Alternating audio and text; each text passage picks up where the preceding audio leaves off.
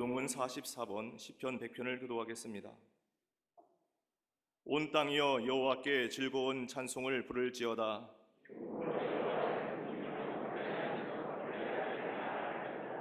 여호와가 우리 하나님이신 줄 너희는 알지어다.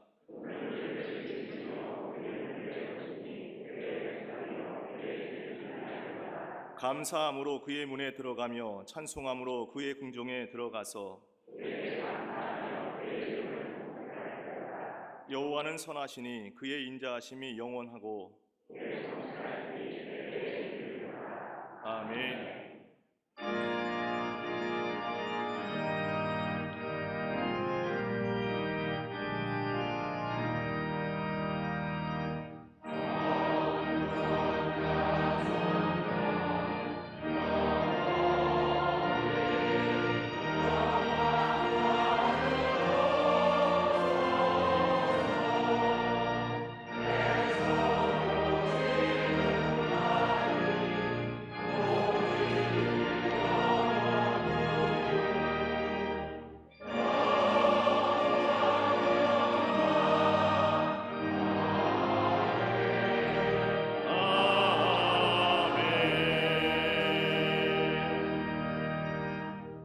인하사 천지를 만드신 하나님 아버지를 내가 믿사오며 그 외아들 우리 주 예수 그리스도를 믿사오니 이는 성령으로 잉태하사 동정녀 마리아에게 나시고 본디오 빌라도에게 고난을 받으사 십자가에 못 박혀 죽으시고 장사한 지 사흘 만에 죽은 자 가운데서 다시 살아나시며 하늘에 오르사 전능하신 하나님 우편에 앉아 계시다가 저리로서 산 자와 죽은 자를 심판하러 오시리라. 성령을 믿사오며 거룩한 공예와 성도가 서로 교통하는 것과 죄를 사하여 주시는 것과 몸이 다시 사는 것과 영원히 사는 것을 믿사옵나이다. 아멘.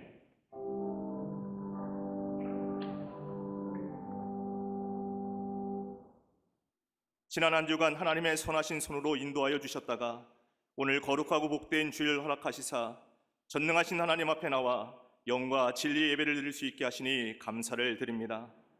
나그네 같은 저희들 삶 속에 하늘 평안과 순전한 기쁨을 주시고 소망 가운데 살게 하심에 감사를 드립니다. 이 시간 예수 그리스도의 십자가 보혈의 공로를 의지하여 주님 전에 나왔사오니 저희의 모든 죄와 허물을 용서하여 주시옵소서.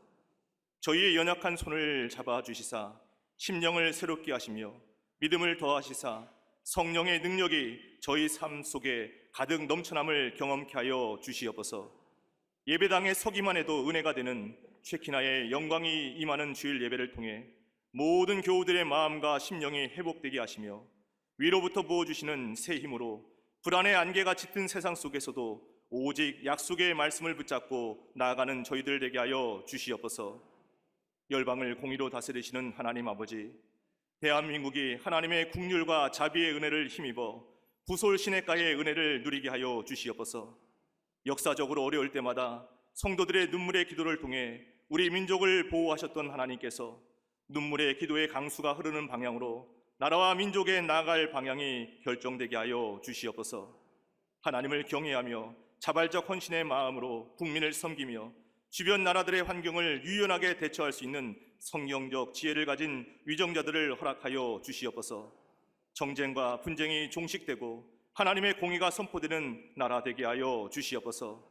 한국 교회가 순전한 영성을 회복하게 하시며 억압받는 북한의 지하교회를 보호하시며 재건해 주시사 하나님의 복음이 한라에서 백두까지, 백두를 넘어 열방까지 울려 퍼지는 피 흘림 없는 복음적 평화 통일을 속히 맞이하게 하여 주시옵소서. 광림의 자들을 통해 역사하시는 하나님 아버지, 하나님의 거룩한 역사에 아름답게 쓰임받는 믿음의 선한 증거로 세상을 화평케 하는 교회로 이끌어 주시니 감사를 드립니다. 광림의 제단이 믿음의 새 차원으로 올라가 모든 상황을 압도하는 성령님의 능력으로 한국교회와 이 민족의 새로운 미래를 위한 새로운 토대를 세워가게 하여 주시옵소서. 절대 진리를 부인하는 이 세대에 복음의 영광을 회복케 하는 구원의 방주의 사명 잘 감당케 하여 주시옵소서. 다음 세대를 세워가는 교회 학교와 샤이닝 키즈, 샤이닝 스쿨과 샤이닝 유스, 사랑과 청년 선교국, 청장년부가 강력한 말씀과 정직한 기도, 능력 있는 찬양을 통해 세상의 가치관을 뛰어넘는 영적 선순환의 현장이 되게 하여 주시옵소서. 속회와 선교회가 그리스도의 사랑으로 더욱 이웃을 섬기며 하나님의 공급하시는 능력과 지혜로서 빛과 소금의 사명을 온전히 감당하도록 인도하여 주시옵소서. 거침없이 담대하게 복음을 전파하시는 담임 목사님께 육체의 한계를 뛰어넘는 충만한 은혜를 부어 주시사 이 시대와 열방을 향한 하나님의 비전을 이루는 사명 넉넉히 감당케 하여 주시옵소서. 절대 복음을 선포하실 때마다 모든 이들의 삶 속에 신적 개입을 통한 여호와 일의 기적 같은 역사가 늘 넘쳐나게 하여 주시옵소서. 이 시간 함께 예배드리는 남교회와 서교회, 북교회와 해외 선교지, 방송으로 예배드리는 모든 성도들 가운데 지성소의 은혜를 체험하는 거룩한 잔치가 배설되게 하여 주시옵소서.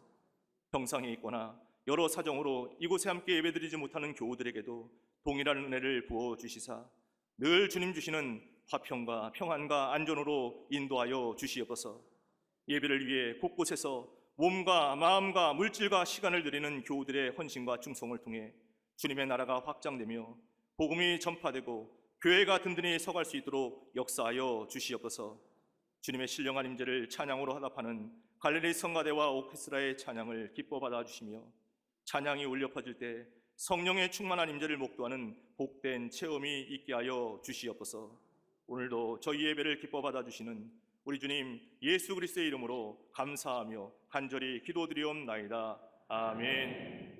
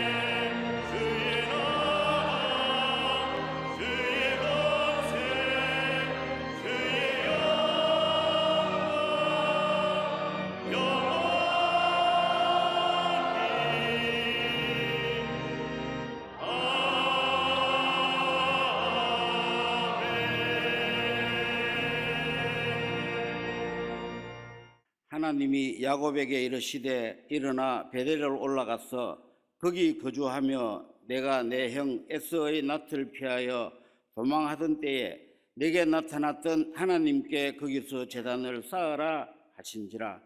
야곱이 이에 자기 집안 사람과 자기와 함께한 모든 자에게 이르되 너희 중에 있는 이방 신상들을 버리고 자신을 정결하게 하고 너희들의 의복을 바꾸어 입어라. 우리가 일어나 베델로 올라가자. 내 환난 날에 내게 응답하시며 내가 가는 길에서 나와 함께 하신 하나님께 내가 거기서 제단을 쌓으려 하노라 하며 그들이 자기 손에 있는 모든 이방 신상들과 자기 귀에 있는 귀고리들을 야곱에게 주는지라. 야곱이 그것들을 세겜 근처 상수리 나무 아래에 묻고 그들이 떠났으나 하나님이 그 사면 고을들을 크게 두려워하게 하셨으므로 야곱의 아들들을 추격하는 자가 없었더라. 야곱과 그와 함께한 모든 사람이 가나안 땅 루스 곧 베델에 이르고 그가 거기서 제단을 쌓고 그곳을 엘베델이라 불렀으니 이는 그의 행위의 낯을 피할 때에 하나님이 거기서 그에게 나타나셨음이더라. 아멘.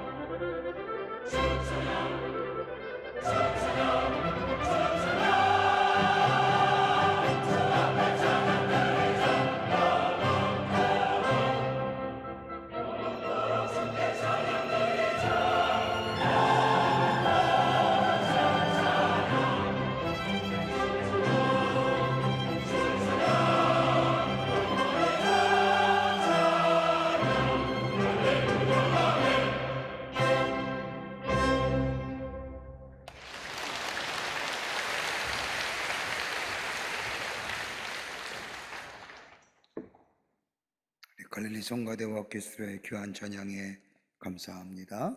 고맙습니다. 프랑스의 수학자이며 철학자인 파스칼이 쓴 팡세란 책을 보면 자신을 안다는 것에 대하여 이렇게 이야기합니다. 자신의 비참함을 모르고 하나님을 아는 것은 오만함을 낳는다. 하나님을 알지 못하고 자신의 비참함을 아는 것은 절망을 가져온다. 그러나 하나님을 알고 예수 그리스도를 알게 될 때에 참된 자신을 알 수가 있다는 겁니다.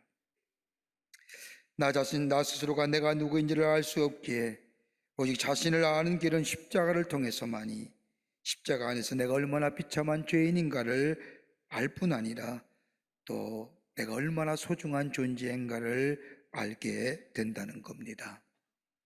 여러분, 우리 마음속에는 두 가지의 자가 있죠. 하나는 슈퍼에고라고 하는 초인간상의 모습, 또 하나의 자는 트루에고라고 하는 진실된 자. 이것 가운데 늘 갈등하는 것이 우리의 삶입니다. 우리가 슈퍼에고에 끌려 참된 인간의 모습을 잃어버릴 때 거기에부터 불행이 시작이 됩니다. 그러기에 그리스도 안에서 참된 나의 모습, 내가 어떤 사람인가, 나의 진실된 모습을 발견할 수 있는 것만큼 소중한 일이 없습니다. 교만한 사람은 자기가 교만하다는 것을 알지 못합니다. 교만을 마치 정의감인 양, 때로는 지도력인 양, 어떤 때는 솔직함이란 말로 위장하지만 교만에 취하여 자신을 잃어버린 채로 비참하게 살아가는 사람들이 얼마나 우리 주변에 많은지 모릅니다. 마찬가지로 권위와 권위주의도 다른 거지요. 권위란 것은 진실과 겸손에부터 나오는 것이지만 권위주의는 교만으로부터 나오는 겁니다. 이렇게 볼 때에 우리 기독교는 변화의 종교입니다.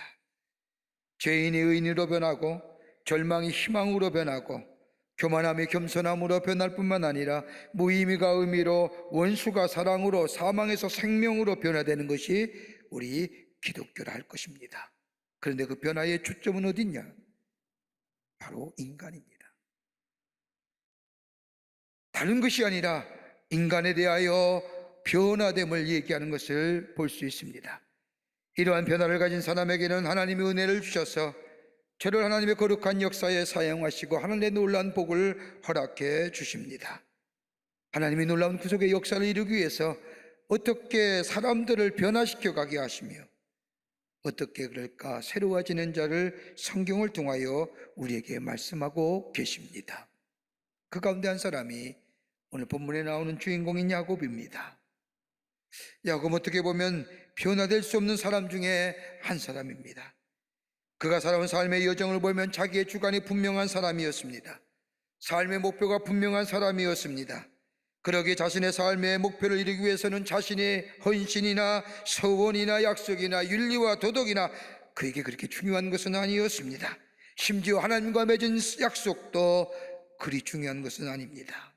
그럼에도 불구하고 우리 하나님이 이런 야곱을 변화시켜서 하나님의 도구로 사용하실 뿐만 아니라 믿음의 조상의 반열로 세우시고 그에게 하나님의 약속하신 축복을 허락하실 뿐만 아니라 그를 통하여 이스라엘에게 하나님의 주신 축복을 누리게 하신 것을 보게 됩니다. 어떻게 야곱을 하나님이 변화시켜 가시는지요. 어떻게 보면 우리들도 하나님 앞에서 변화되어 가는 존재라 할 것입니다.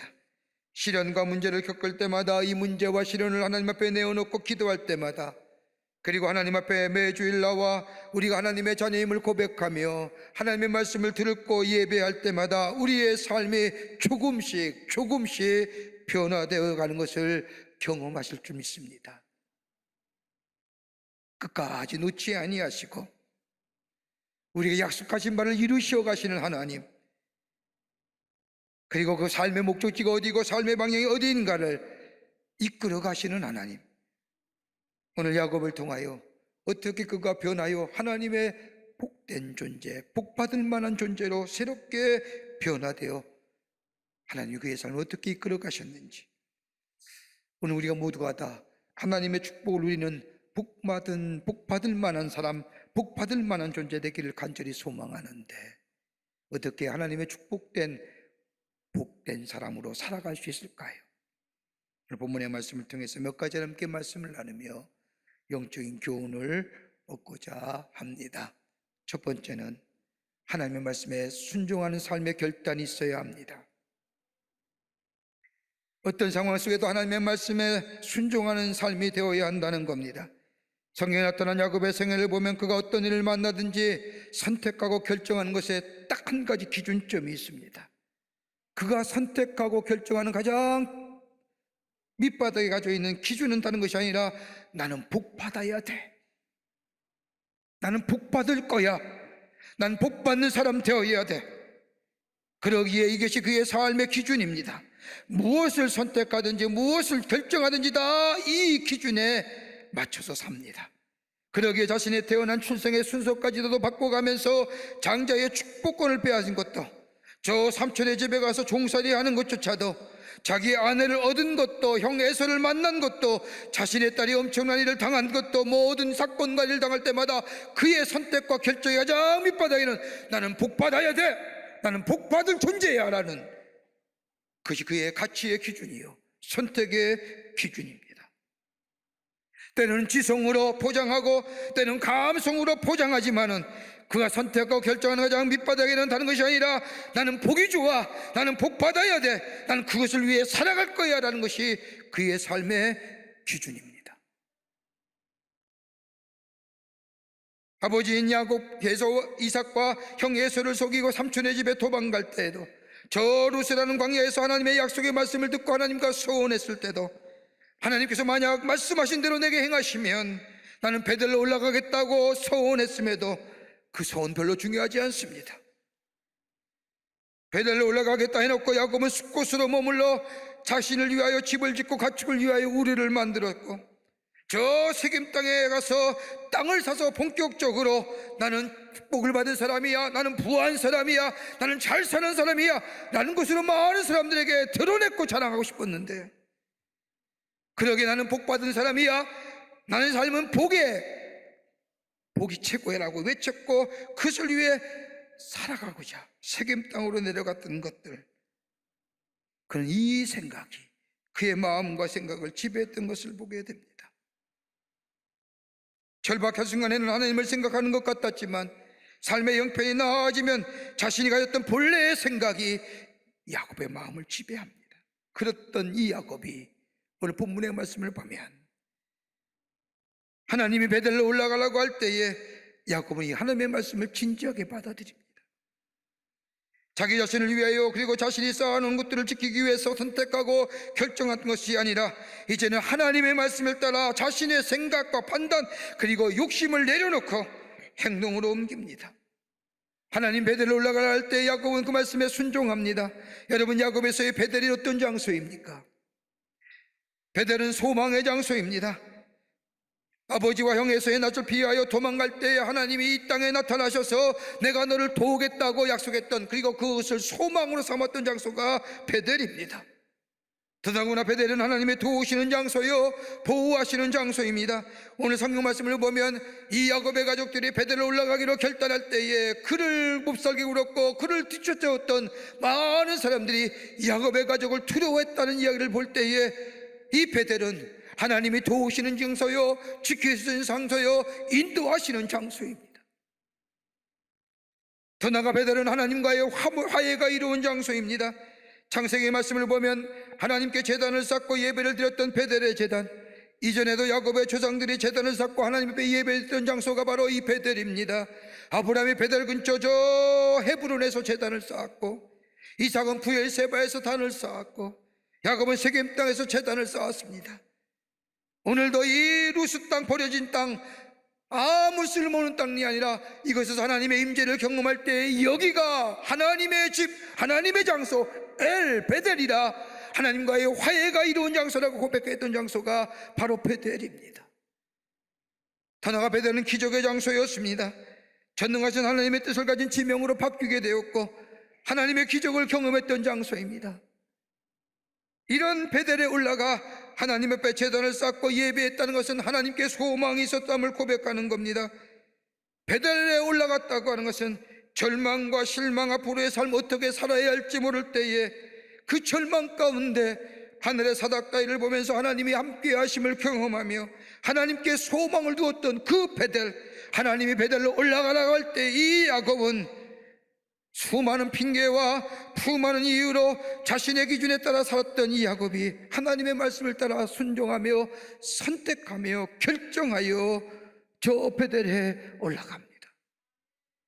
여러분, 믿음이 성숙하다는 게 뭘 가지고 얘기할 수 있을까요? 믿음의 성숙도는 뭘 가지고 얘기할 수 있을까요? 다름이 아니라 선택과 결정의 기준이 달라졌음을 얘기하는 겁니다. 사람들은 선택과 결정할 때마다 먼저 자신을 먼저 생각합니다.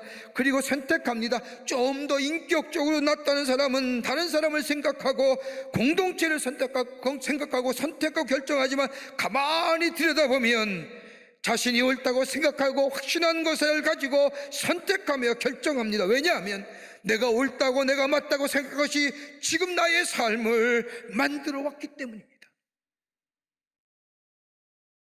거기에 행복과 의미가 있다고 생각합니다. 그러나 오늘 본문의 말씀을 보십시오. 야곱의 모습을 보면 하나님의 말씀을 따라 순종하며 선택하며 하나님이 베델로 올라가라고 할 때에 이 야곱은 베델로 올라갑니다. 왜요? 지금까지 자신이 선택하고 결정한 것이 다 옳다고 생각했습니다.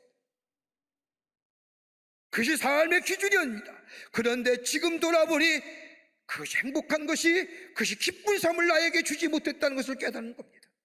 오히려 절망과 좌절의 삶을 가져다 주었습니다. 그렇게 꿈꾸었던 것들, 부를 이루고 많은 부족을 이루어서 많은 사람들에게 내가 이렇게 살았느라고 자랑했던 이 야곱, 세겜 땅에 왔을 때에 그렇게 사랑했던 딸 디나가 저 하몰의 족속에게 겁탈을 당합니다. 그로 인해서 야곱의 자식들이 다 나아가 그 모든 사람들을 다 죽여버리고 맙니다. 이 이야기를 들은 이 야곱이 어찌하여 이런 일이, 그러면서 자신을 생각합니다. 저들의 모습이 내 모습이 아니냐. 기쁨과 감격을 누리려 그 세겜 땅에서 엄청난 일을 겪은 이 야곱, 절망과 좌절입니다. 부자로 살아야 돼, 부자가 되어야 되고 이것을 목적으로 살아왔는데 누리고 내가 가지고 보니 막상 그것이 내게 행복을 주는 게 아니었다는 거예요. 그뿐입니까? 그에 앞서 형 에서를 만난 일도 그러합니다. 엄청난 일을 뒤돌아보니 야곱, 이제 아버지 형을 만나려고 가보니 형한테 만난다고 얘기하니 형이 에서가 무려 400명의 군사를 이끌고 자신을 맞으러 온다는 겁니다. 말이 맞으러 오는 것이 자신에게 옛날에 당했던 그 일들을 갚아주고자 함이라는 이 생각한 야곱은 두려움과 절망 가운데 자신이 가졌던 이 부가 자신의 문제, 자신의 삶의 곤고함을 다 해결해 줄 줄 알았는데 아니더라는 겁니다. 분이엘에서 하나님의 전사와 밤새도록 씨름합니다. 말이 씨름이지 절규입니다.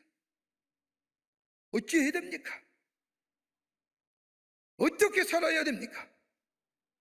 이 엄청난 시련과 문제 앞에 내가 부자가 되면 다 해결될 줄 알았는데 아니라는 겁니다. 여러분, 우리 인생의 삶의 변곡점이 어느 때 이루어집니까? 우리의 삶의 방향이 어떤 때 터납니까?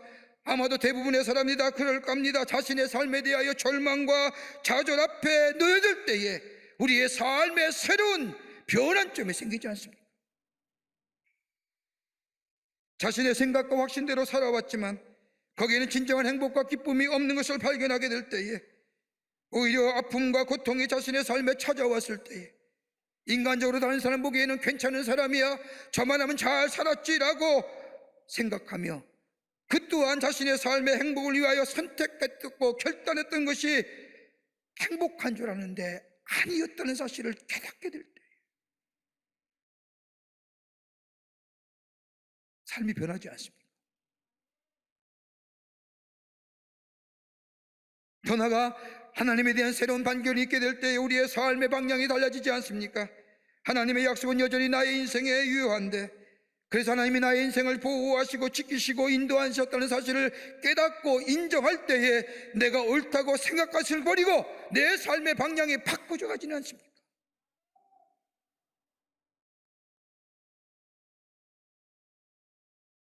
그러기에 시편의 기자는 나의 생각과 판단을 포기하고 하나님의 말씀에 순종하된 이유를 이렇게 설명합니다. 시편 110편 71절의 말씀을 보면 고난당하는 것이 내게 유익이라 이로 말미암아 내가 주의 율례들을 배우게 되었나이다. 내 기준을 가지고 내 인생으로 살았는데 나에게 찾아오는 것은 고난과 실패요. 내 인생의 기준이 깨어지고 이제는 주님의 복과 주님의 말씀 따라 사는 것이 참된 복이라고 느꼈는데 그것이 어디로부터 느꼈느냐? 내 삶의 절망과 좌절을 가지고 있는 이 문제 때문에 내 삶이 바뀌었다는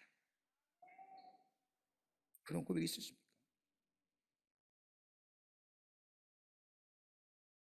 그 고난은 나에게 아픔이었지만 그 고난을 통해서 내가 무엇을 따라야 살아야 되는지를 알게 되었다는 겁니다. 그러면서 시편 기자는 그 뒤에 시편 119편 116절의 말씀을 보면 주의 말씀대로 나를 붙들어 살게 하시고 내 소망이 부끄럽지 않게 하옵소서. 이제 주님 말씀대로 살기를 원합니다. 이제는 내가 주의 복된 말씀대로 선택하고 살아갈 수 있도록 주여 나를 은혜의 사슬로 묶으셔서 세상을 따라가지 않게 하시고 하나님의 말씀대로 살아갈 수 있도록 나의 삶을 주장하여 주시옵소서. 거기에 뭐예요? 내 삶이 새로움의 역사를 경험하기 때문에.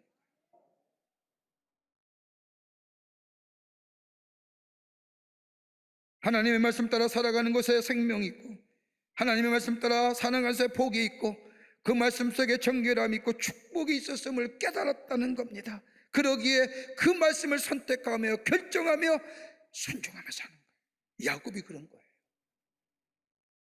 다 잘 된 것 같아요. 내가 그렇게 바라고 원하는 내 삶의 기준대로 사는데 내 삶의 행복과 기쁨이 아니라 절망과 좌절해서 베델로 올라가라는 주님 말씀. 그렇지.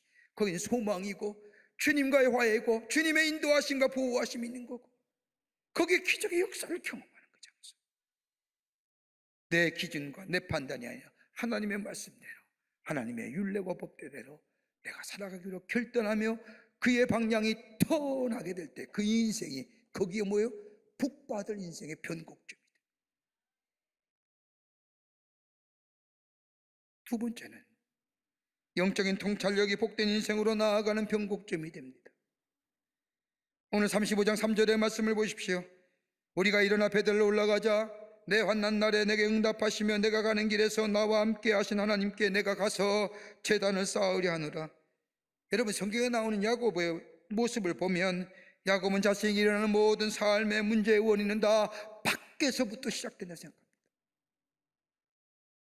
형 에서의 장자의 축복권을 빼앗는 거 보세요. 야곱은 내 욕심이 아니라 우리 형 저 에서가 하나님이신 장자의 축복권을 등한시 여긴다고 생각하며 빼앗은 거예요. 우리는 아니라고 하지만 야곱은 생각합니다. 형이 얼마나 못냈으면 그 하나님이신 장가의 축복권을 등한시 여겨 내가 빼앗은 거야. 나는 문제가 아니라 형이 문제. 삼촌의 나반의 집에서도 부함을 누리는 것도 문제는 뭐예요? 아니야. 내가 거짓말로 속임수로 내가 부를 누린 게 아니라 우리 삼촌이 재정 능력이 관리 능력이 잘못됐기에 내 노력한 만큼 결과가 든 거예요.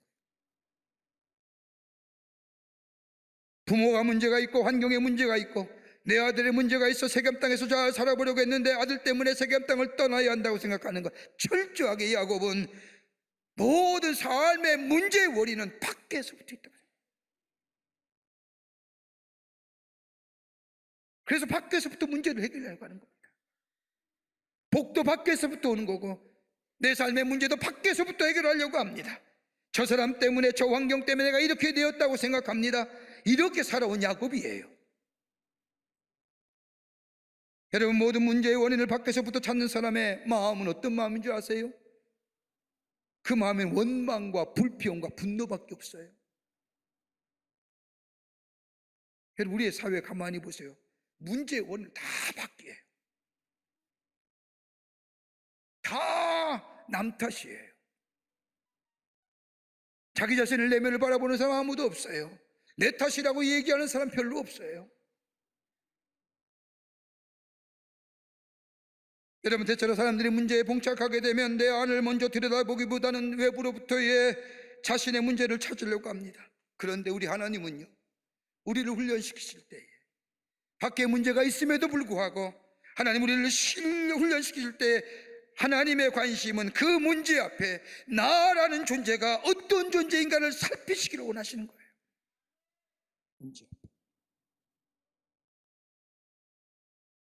문제 앞에 다른 사람을 비판하고 분석하고 욕하고 비난하기 전에 나라는 존재는 어떤 존재인가요?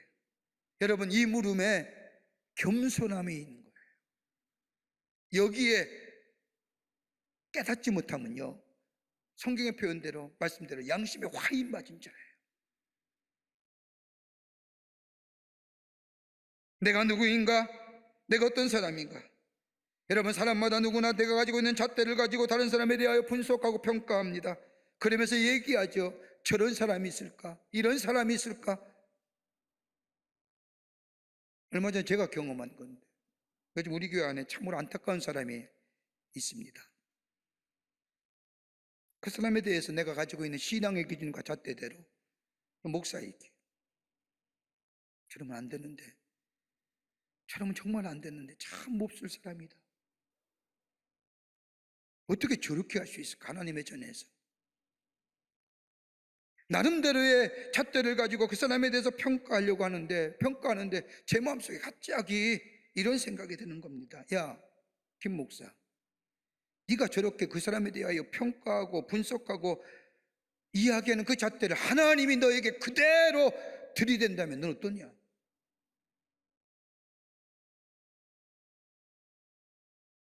아차 싶은 거예요. 가만히 그 잣대에 비교해 보면 내가 가졌던 기준과 잣대를 가지고 쟀던 그 잣대를 그대로 하나님이 나에게 된다면 나는 그보다 더 형편없는 사람. 난 아무것도 아니야. 그 생각이 얼마나 두렵고 얼마나 무서운지요. 그때 제 마음속에 하나님, 저는 그보다 더 보잘것없는 존재입니다. 그런 존재를 불쌍히 여기시고 긍휼히 여기셔서 하나님의 사람으로 세워주는 것에 대해 감사합니다. 여러분, 감사의 고백이, 그 고백은 우리를 겸손의 모습으로 바꿔가게 합니다. 이렇게 되지 않으면요, 우리 마음속에 분노와 불평이 일어나고 이런 위하여 분노와 불평이 가중되어 분노하게. 여러분, 영적으로 성숙한 사람은 내면의 자신의 모습을 볼 줄 아는 사람입니다. 그런데 이보다 더 성숙한 사람은 자신의 내면을 바라볼 줄만 아니라 자신을 향하던 이 내면의 시선을 하나님께로 향하여 볼 수 있는 영적인 통찰력을 가진 사람입니다. 본문의 말씀을 보십시오. 야곱의 자신의 식소들 데리고 하나님이 베들로 올라가라고 할 때에 야, 우리가 베들로 올라가자 라고 말합니다. 하나님 앞에 예배드리는 장소입니다. 하나님의 거룩한 제단입니다. 근데 야곱이 베들로 올라가자 라고 이야기할 때에 야곱은 하나님께 나아감에 있어서 무엇인가 문제를, 인간 자신을 살펴봅니다. 그때 발견한 게 뭡니까? 귀고리와 장신구입니다. 자신들이 가지고 있던 귀고리와 장신구입니다. 내 삶의 일부가 되어버린 것. 여러분, 귀고리, 장신구 돈 없으면 못 만들지요.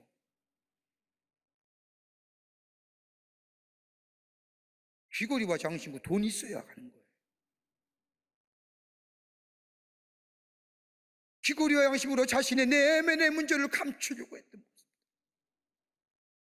고추장스러운 것이지만, 불필요한 것이지만 그것을 통해서 내 삶에 불필요한 것들, 보여지지 않기 위해서 감추어졌던 것들, 다른 사람에게 드러내 보이지 않으려고 했던 감추어졌던 것들, 어느새 그것이 나의 몸의 일부가 되었고 내 성격의 일부가 되어 있던 것을 발견한 야곱은 하나님으로부터 멀어져 가는 것들, 자신의 내면을 들여다보고 시선을 내서 하나님 앞에 시선을 향하니 영적인 통찰 승인이 하나님으로부터 멀어져 가는 것들이 보여줬다는 겁니다. 그래서 뭐요? 귀고리와 장신구들을 빼어서 세겜의 상수리 나무에 묻어두고 새겨버린 베델로 올라가는,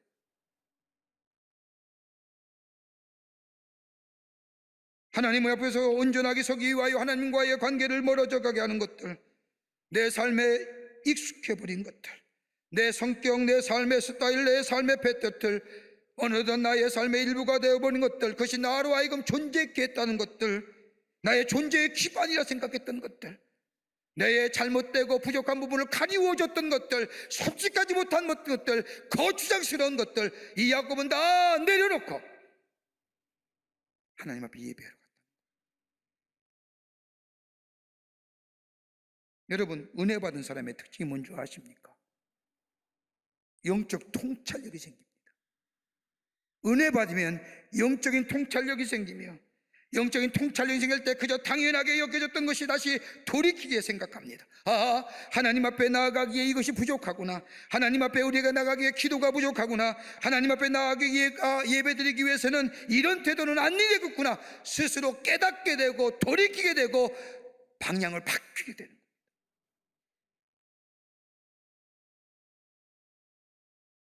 당연하게 보여지는 것들, 영적인 통찰력이 생기게 될 때에 하나님 앞에 나아갈 때 이것이 아니구나고 생각되며 좀 더 겸손하게 하나님의 말씀과 기도로 서야겠구나 생각하고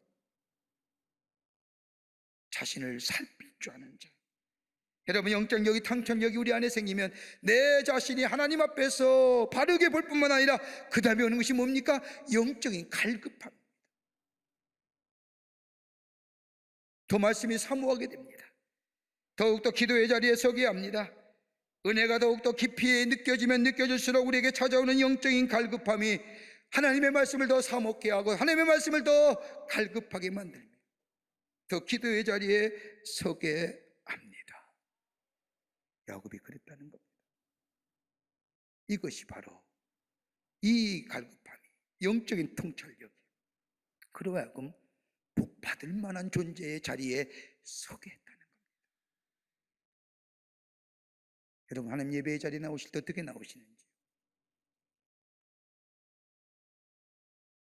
영적인 통찰력에 갈급함이 있게 될 때 하나님은 야곱이라 할지라도 그를 세워서 복받을 존재로 하나님이 변화시키신 것을 보게 됩니다. 끝으로 예배하는 인생입니다. 예배하는 인생이어야 됩니다. 오늘 35장 7절의 말씀을 보십시오. 그가 거기서 제단을 쌓고 그것을 엘베들이라 불렀으니 이는 그의 영의 낯을 피할 때에 하나님이 거기서 나타나셨음이더라. 여러분, 성경에 가만히 나타난 야곱의 모습을 보면 하나님께 예배했다고 하는 것 별로 찾을 수 없습니다. 하나님 앞에 예배했다는 것 별로 찾아볼 수가 없습니다. 왜요? 야곱의 삶 속에는 하나님을 향한 예배가 별로 없습니다. 그 이유가 다른 것이 아니라 바로 자신이 예배의 대상이기 때문에, 자신의 모습이 예배의 대상입니다. 형식적으로는 하나님 앞에 예배 드렸는지 모르지만은 진심으로 정성을 다하여 하나님 앞에 예배 드리는 것을 볼 수가 없습니다.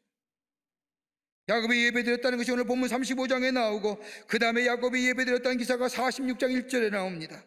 46장에 나오는 야곱의 예배의 모습을 보면 자기 아들인 요셉이 죽었다는 소식을 들은 이 야곱이 절망과 좌절 가운데 있을 때에 그 요셉이 죽지 아니하고 애굽의 총리 대신 되었다는 이야기를 듣게 되자 야곱이 하나님 앞에 예배합니다. 그 예배하며 고백하는 것이 하나님은 참으로 신실하십니다. 하나님은 약속을 지키시는 분입니다. 나의 눈물의 기도를 들으시는 하나님이십니다 라고 하나님 앞에 진정을 다하여 마음을 다하여 예배 드립니다. 여러분, 야곱에 있어서 예배 드린다는 게 어떤 의미일까요? 야곱이 예배드리는 사람으로 변하여 가는데 그 모습을 잘 나타내는 것이 있다고 한다면 저 창세기 28장에 나타난 베델 광야에서의 하나님을 만났던 장면입니다. 아버지를 속이고 형의 장자권을 빼앗아가는 이 야곱, 두 죽음이 두려워 미래의 불확실성에 부엘세발도 하나를 향하여 가지만은 두려움 자체입니다. 그러던 가운데 루스라는 광야에서 돌베개를 빼고 하룻밤을 잘 때에 하나님의 임재함을 경험합니다. 하나님께서 너의 하나님이 되어주시고 너를 인도하여 주고 하늘과 땅에 복을 주시고 번성케 하겠다고 하는 약속의 말씀을 들은 이 야곱은 하나님 앞에 이렇게 고백합니다. 창세기 28장 21절과 22절의 말씀을 보면 내가 평안히 아버지 집으로 돌아오게 하시면 여호와께서 나의 하나님이 되실 것이요 내가 기둥으로 세운 이 돌이 하나님의 집이 될 것이요 하나님께서 내게 주신 모든 것의 10분의 1을 반드시 하나님께로 드리겠나이다 하더라. 여러분, 이 짧은 말씀이지만 여기에 뭐가 있어요? 예배의 정신이 담겨져. 예배가 뭐냐는 거예요. 야곱은 하나님 앞에 예배 드릴 때에 하나님이야말로 정말 나의 하나님 되십니다. 생명과 죽음이 하나님께 있음을 내가 고백합니다 라고 이야기합니다. 여러분, 예배는 다름이 아니라 하나님과 나와의 관계가 새롭게 정립되는 자리의 재정립입니다. 하나님은 하나님의 자리에 세우시고 나는 피조물의 자리에 세우는 겁니다. 이게 예배의 정신입니다. 우리가 살다 보면 내가 원치 않게 교만할 때가 있고 원치 않게 땅으로 꺼져버릴 때가 있습니다. 그러나 예배를 드릴 때 나의 자리가 바르게 찾아지는 겁니다. 하나님은 창조 되시고 예배 받으시기에 합당한 존재로 하나님의 자리에 서는 것이고 나는 그의 피조물로 하나님께 예배하는 자로서 나의 자리, 인간의 자리에 서는 겁니다. 이 예배 제대로 드릴 때에 바른 그리스도인이에요. 하나님 되십니다. 나의 인생의 주인 되십니다. 이게 예배의 정신이요 고백입니다. 또 하나 있습니다. 야곱의 이 고백 속에는 또 하나의 예배의 정신이 담겨지는데 그가 고백한 말씀을 보면 기둥으로 세운 이것이 하나님의 집이 될 것입니다 라고 고백합니다. 무슨 말씀입니까? 지금 루스 광야에서 고백한 겁니다. 하나님 비록 이것이 광야랄지라도 하나님이 임재하시고 하나님이 함께 하시는 것, 하나님의 전이 되고 하나님이 거하신 것이 되며 하나님이 역사하는 것이 될 것입니다 라는 고백입니다. 지금 우리의 삶의 모습으로 해석한다면 하나님, 내가 살고 있는 내 가정이 광야 같다 할지라도, 내가 일하는 일터가 광야 같은 일터라 할지라도 하나님 이곳에 임재하시고 우리의 가정과 우리의 일터와 함께 하시며 동행하시면 하나님께 드리는 구별된 예배 드리는 장소가 이곳이요 나의 삶을 그렇게 살겠습니다 라고 하는 거예요.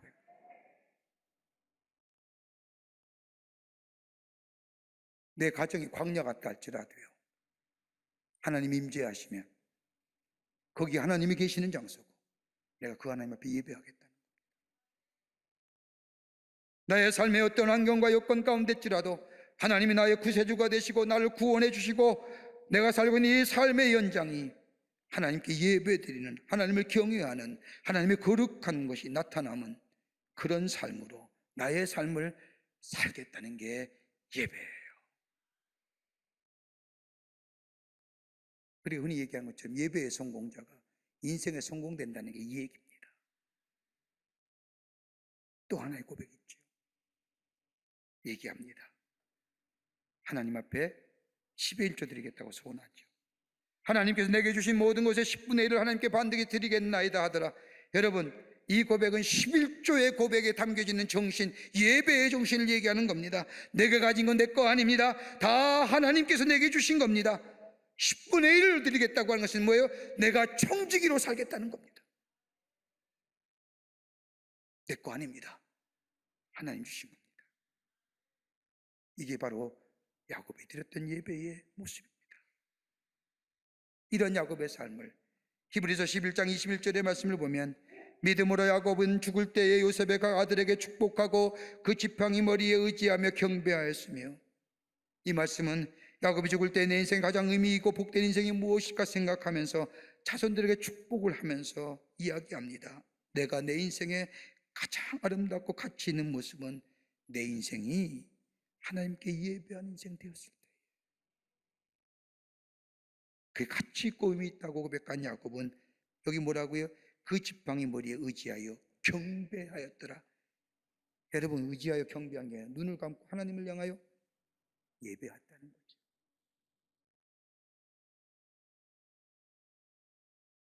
나의 가치 있는 것은 물질이나 명예 그 밖의 것이 아니라 생사와 복의 주인 되시는 하나님을 믿는 믿음의, 이것이 나의 가치 있는 인생이고 주님이 나와 함께 하시고 동행하는 것이 의미 있는 일이고, 여러분, 이 고백 속에 야곱을 복 받을 수 없는 인생, 복 받을 수 없는 사람, 하나님 복 받을 삶으로 세우시고 그를 변화시켜 주십니다.